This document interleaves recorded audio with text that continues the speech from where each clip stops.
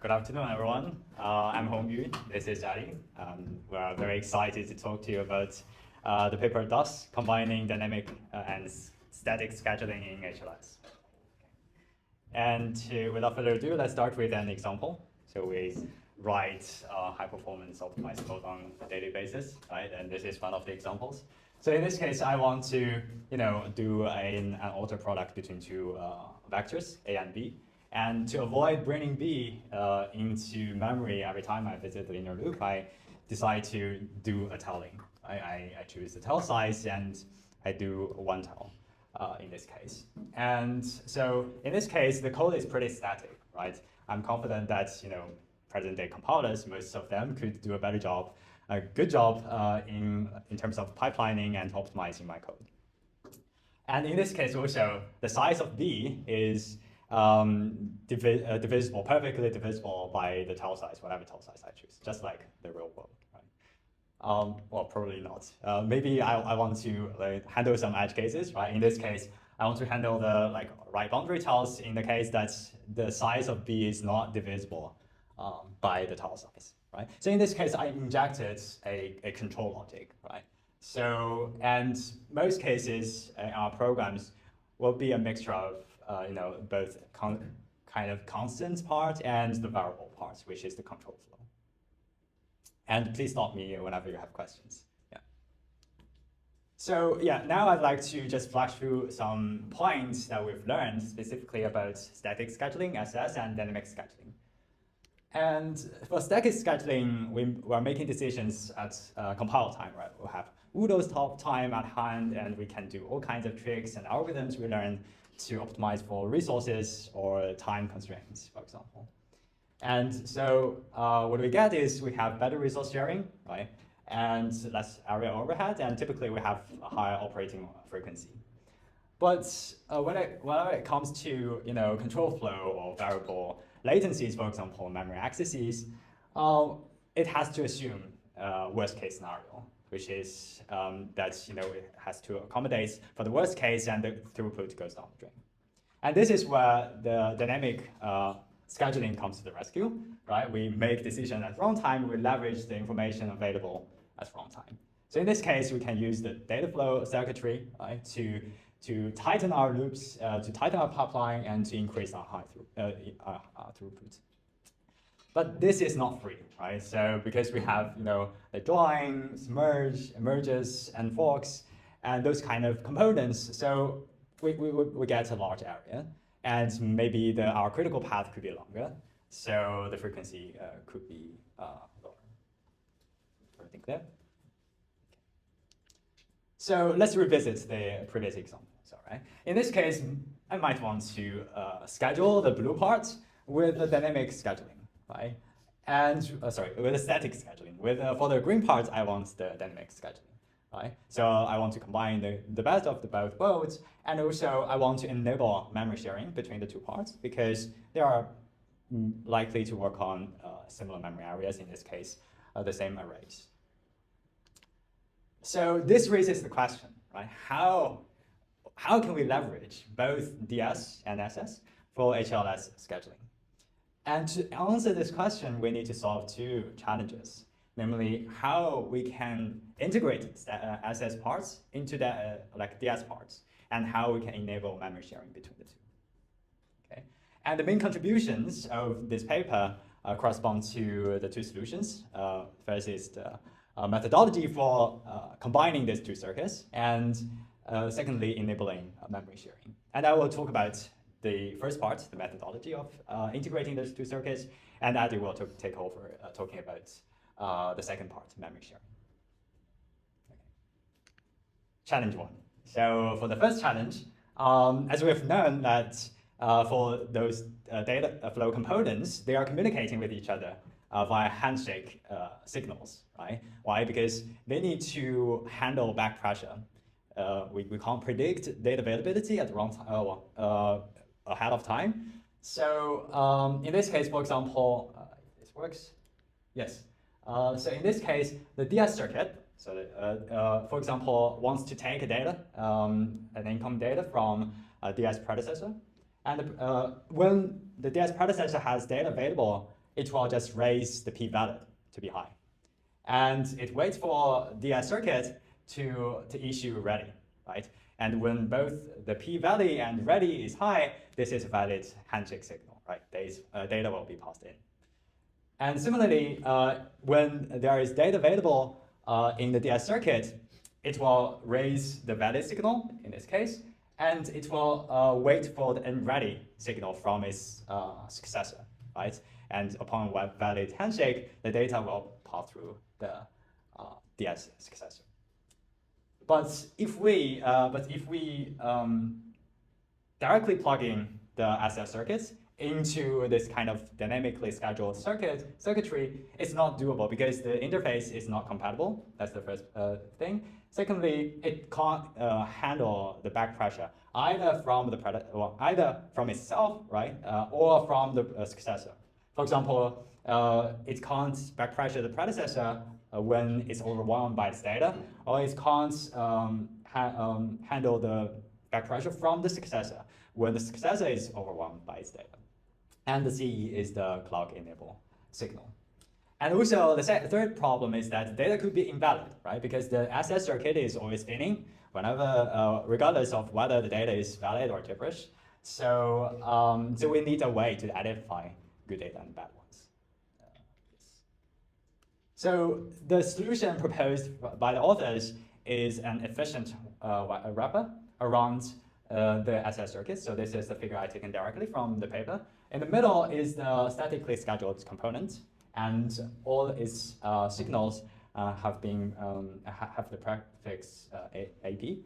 And the first thing we do is to, we need to identify valid data from those invalid ones. So we wired up the p-value from the predecessor, the predecessor to a shift register. And we use 0 to indicate that the data is gibberish, and use 1 to indicate that, well, the data is good, it's valid. And the length of this shift register is latency divided by I, because that's the number of tokens you've got to keep before the first result comes out. And then we handle back pressure, right? Firstly, we need to back pressure the successor, right? This is the trivial case, right? We just wire up the ready directly to the predecessor. Secondly, we need to handle the back pressure from our predecessor, right? In this case, what we do is that we wire the ready to the clock enable signal. Whenever the predecessor is not ready, we disable the clock to prevent the static scheduled circuit from producing more data.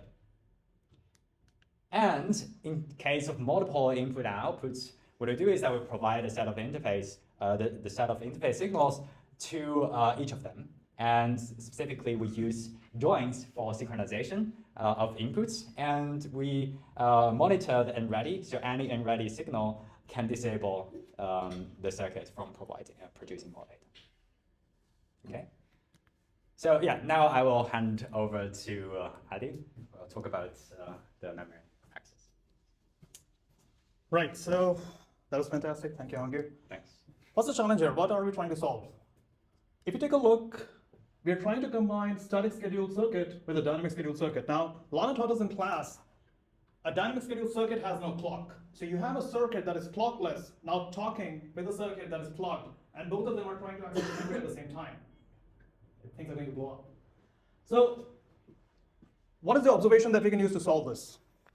What you do is you take a look at all of the memory access that you have, and you try to isolate the ones which are not going to step over each other. So you have a lot of static analysis tools like polyhedral analysis. I'm pretty sure people will be familiar with it from the compiler world.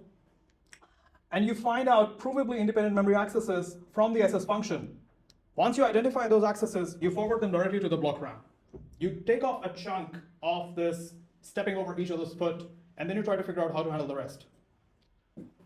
So the solution is that you identify these accesses using static analysis and connect them to VRAM. I'm going to show you the circuit right in the next slide. If the memory access is still going to conflict, then you would use an additional mechanism. So Hongyu showed you this figure, right? And now we're going to extend it beyond to see how we're going to talk to the memory, which is a fundamental part of computation. Here you can see some accesses that I identified. Okay, this particular region of the loop or this particular region of the array is always going to be completely independent. I'm not going to talk to DS while I'm talking to this part of the array. So I will connect it directly to the memory. What about the other part? You have this DS part, which talks to the memory via the load store queue. Remember we covered load store queues in lecture? And now we want to make sure that both of them synchronize. How do you do that? You stop computation for one part. You use an arbiter. What is an arbiter? An arbiter is essentially a bus control mechanism which pulls the bus access from one component and gives it to another.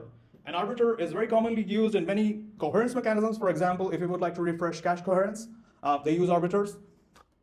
You can imagine this something similar. So you pull the bus access to the memory from one circuit and you give it to the other based on who came first, or let's say any particular arbitration mechanism. Right, so any questions on this? Because now we're going to move into the results.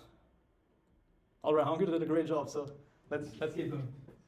Okay, so experimental methodology. This is a toy function that the authors use to motivate the example. And this is their methodology of how they convert this toy C++ code into the Verilog file that can be finally run. You input the C++ code into your front-end analyzer, out comes your IR. This IR can go to the design tool. This design tool would be from your Verilog, from your FPGA manufacturer, Xilinx or Vivado or whatnot. The DS front-end is used to construct the dynamic circuit. That would be Dynamatic. The authors use this tool called Dynamatic, which I'm guessing that they worked on before this paper. So it's a cool tool. Okay. Then you combine the dynamic and the static tool, the code generated from them. You merge these schedules.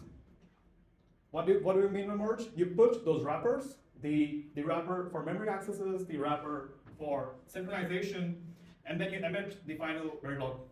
Okay, boring stuff aside, let's get to the action. Here are the kernels that the authors use to evaluate. You can see it's quite diverse.